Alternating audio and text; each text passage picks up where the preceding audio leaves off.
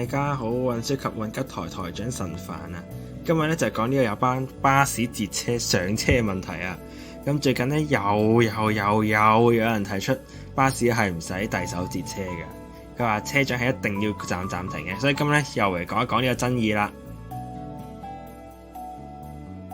咁呢個消息係邊度嚟嘅呢？咁啊，但係喺我寫稿一個星期之前呢，即係1-2個月之前呢 Facebook page 咧有個卡佬正傳咧，就係話巴士去停實所有嘅站嘅，跟住咧又俾人貼堂，總之大概就係咁啦。反正我唔打算由正反方面分析呢件事，咁我直接分析咧點解巴士應該要舉手截車而唔係暫停，跟住咧就再分析點解有人認為咧巴士係應該所有巴士暫停車嘅。所以呢集咧將會係十分之有偏見嘅一集啊，敬請見諒。咁我哋首先咧就由法例上面咧就研究下呢個係咪法例要求啦，跟住晏啲先由實際方面咧就研究呢件事。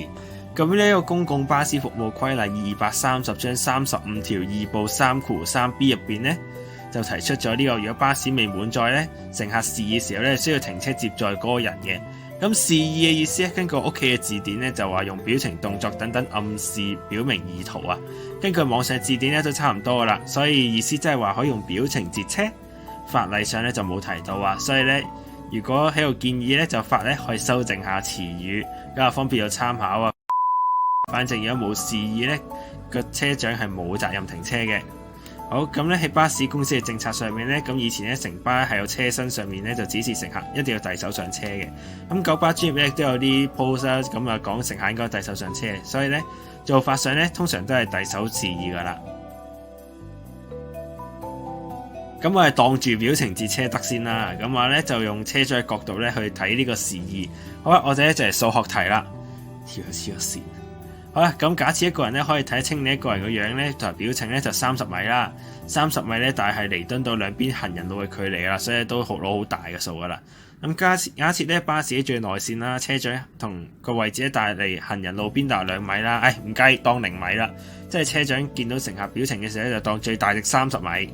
咁以某個小組建議行車時速咧就30公里每小時，即係8.3米每秒。咁啊唔計車長快速度，假設車長咧係立秒速咧就剎到車，咁剎車速度咧就每秒減速1.15米每秒嘅，係個幾正常嘅減速度喎，因為正常最高都係1.4啫。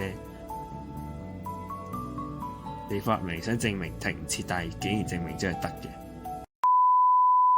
好，我哋再嚟過。假設一個人咧可以睇得清你一個人個樣咧，同埋表情係20米啦，20米大概係彌敦道兩邊行人路2/3嘅距離。咁假設巴士最內線啦，車長嘅位置達離行人路邊2米啦，即係車長見到乘客表情嘅時候咧，就19.8997米啦。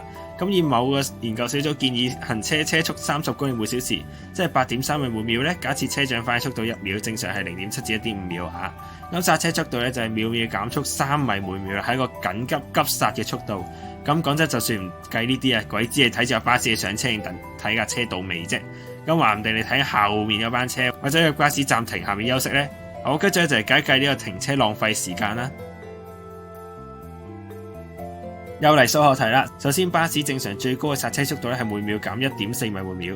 咁假設開車停車加速度嘅數值都一樣呢，行車速度係30公里每小時啦。咁減速加速嘅時間就係6秒到。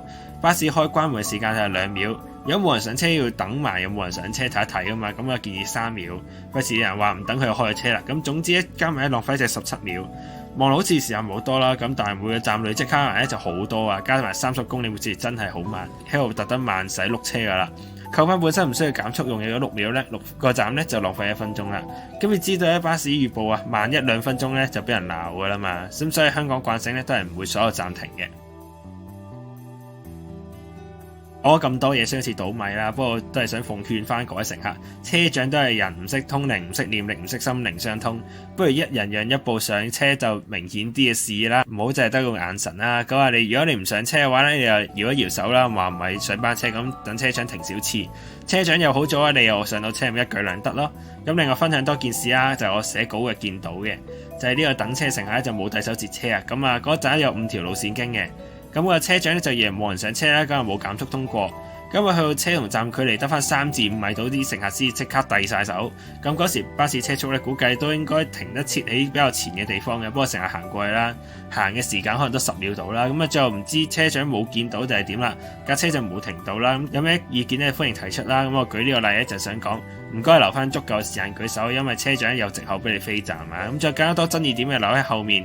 咁為咗等各位有呢個道德綁架壓力咧，我講一講呢個唔舉手人嘅心態啦。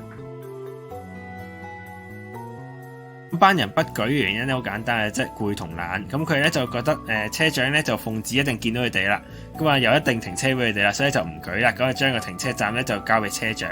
咁叫個車長一時留意唔到啦，咁啊冇停車。咁呢個原因咧就係可能佢係外地人啦，咁嚟大陸啦。咁大陸咧其實起碼深圳係啦，咁就巴士係逐個站停車嘅。咁咧就因為咁咧就減省咗啲人要遞手啊、撳鐘仔嗰啲功夫，所以咧喺香港咧佢哋就會以為巴士都會站停咁樣啦。咁而家就開放各位分享個人意見啦，覺得應唔應該舉手截車呢？咁反正到目前為止，我暫時見到大部分人都覺得要嘅。即係今日我問你問題就唔係呢個啦，係一個其他嘅問題。咁相信各位等車時候咧，都會見到啲比較大型嘅巴士站呢，咁地面都有啲線啦，咁指示乘客等車排隊嘅方向。咁個問題就係，如果喺呢啲站上車，咁咪排晒隊啦。咁啲乘客需唔需要遞手截車呢？ A 需要，因為架車長未必留意到。 B 唔需要，因為車長見到有人排隊上車，咁就會停啦。C 其他喺留言分享你嘅睇法啦。咁雖然暫時網上意見都係應該舉手截車多嘅，但係實際呢，大部分人喺呢啲有線排隊嘅地方都唔會遞手嘅。亦都有啲爭議就話點解唔同站有唔同規則呢？咁唔通總站就遞手咩咁樣？咁啊呢個仲有好多複雜嘅情況，意見呢就交俾各位下面留言分享討論下啦。歡迎各位文明討論啊嚇！我要見到血流成河啊！下集再見啦，拜拜。